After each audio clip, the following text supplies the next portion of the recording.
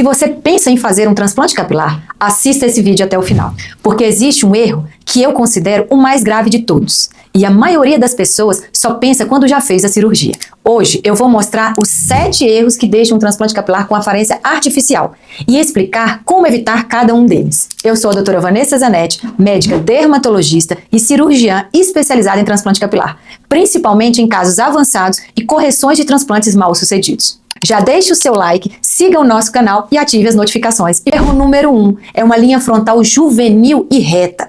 Isso é um erro muito importante que deve ser avaliado junto à sua equipe ou cirurgião. Porque a gente pode ver até alguns exemplos de famosos, uma linha reta muito certinha, isso é comum às vezes num adolescente, mas não vai ser comum quando a pessoa está um pouco mais velha. E você não faz o transplante capilar com 14 anos de idade. Eu não posso voltar à linha anterior dele para quando ele tinha 18, 16 anos, porque ele vai envelhecer com esse cabelo. O cabelo do transplante capilar, ele não cai. E assim, ele vai ficar com essa aparência muito juvenil com 40, 50, 60 ou até mais idade, o que não fica um aspecto natural. E o que é ter naturalidade no paciente calvo? É sempre ter uma entrada leve, bonita e elegante. E esse é um erro que pode trazer um prejuízo para o resto da sua vida. Outro erro muito importante é a densidade. Muitas vezes a pessoa pensa que é quantidade de fio. Será que eu tenho que colocar mais e ficar muito fechado? Isso sempre vai ser a melhor solução? E não, pessoal. Aqui, com uma equipe de excelência e usando os melhores equipamentos, a gente sempre vai buscar escolher os fios certinhos que a gente vai colocar na primeira linha e depois fazer uma angulação correta para que isso fique uma linha e uma densidade muito próxima do que é natural para o seu caso. E pensando sempre que eu falei do gancho de densidade, é pensar em direção que eu vou implantar esse cabelo. Então, se eu estou fazendo a linha anterior ou uma inflexão temporal, eu tenho que ter muito cuidado para ver a direção que eu vou colocar esse fio. Porque se eu coloco numa direção errada, como eu já tive aqui pacientes, que a gente tem que depois fazer até uma depilação para tirar um transplante capilar que foi colocado numa direção errada. Quarto erro importante, usar fios muito grosseiros na linha inicial de implantação. Pessoal, isso não é natural. Se você vê um paciente que não tem calvície, você vai observar que ele começa primeiro dos fios mais fininhos, angulados um pouquinho mais para frente. Depois ele vai adensar mais e ficar bem fechado. Se eu coloco cabelos, unidades foliculares que tem 4, 5 fios, eu não vou conseguir manter esse padrão de naturalidade. Então fica um aspecto muito artificial, parecendo que o cabelo está muito bagunçado, ou muitas vezes, se estiver muito fechado, vai ficar parecendo que você está colocando uma peruca. E mesmo fazendo o transplante capilar, a artificialidade vai ser o que mais vai dar tom à sua cirurgia e isso traz um incômodo permanente para o resto da sua vida. Então o transplante capilar não é só colocar o cabelo de qualquer jeito, é qual cabelo que eu coloco, como eu coloco e qual angulação. Esses são erros muito frequentes que eu pego aqui quando eu vou corrigir transplantes capilares mal sucedidos. O quinto erro, destruir a área doadora. Isso é o maior pecado que um transplante capilar pode trazer para um paciente.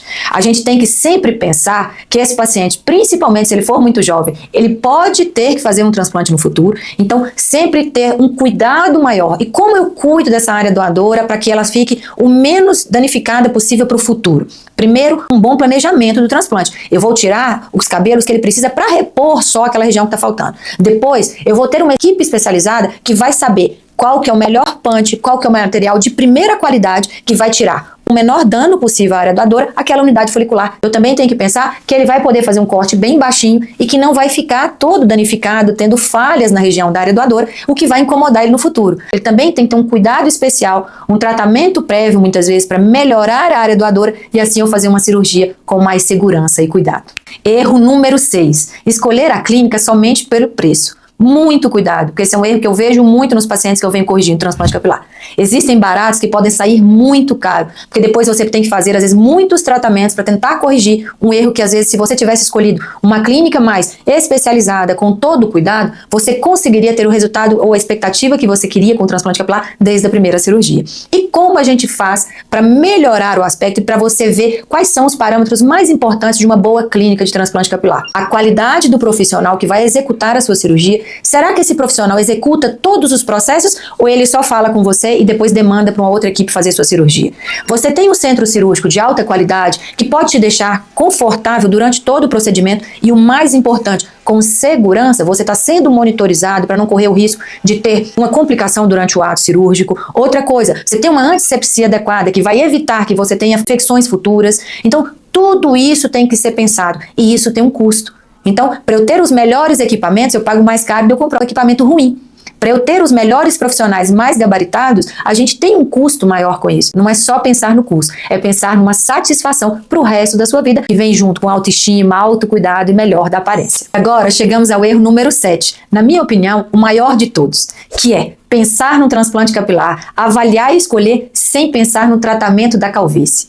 O transplante capilar não cura uma doença que é a alopecia androgenética. E quando eu penso em fazer a cirurgia, eu tenho também que pensar no tratamento clínico. Se você não faz um tratamento capilar adequado, não mantém um acompanhamento com seu médico tricologista, o que vai acontecer? Você pode evoluir na calvície, perder os cabelos que você já tinha e voltar a ficar ralo em outras áreas. Então, antes de só planejar a sua cirurgia, veja com uma equipe adequada, alguém que vai seguir o seu tratamento, alguém que vai saber analisar qual que é o seu caso individualmente, de forma adequada e ver o que é melhor para suprir a sua expectativa. Se você pretende fazer um transplante capilar, lembre-se, o melhor transplante não é aquele que chama atenção, é aquele que ninguém percebe que foi feito. Se esse vídeo te ajudou, deixe um like, inscreva-se no canal e ative as notificações, porque toda semana eu trago conteúdos para ajudar você a entender mais sobre transplante capilar, queda de cabelo e os tratamentos mais modernos.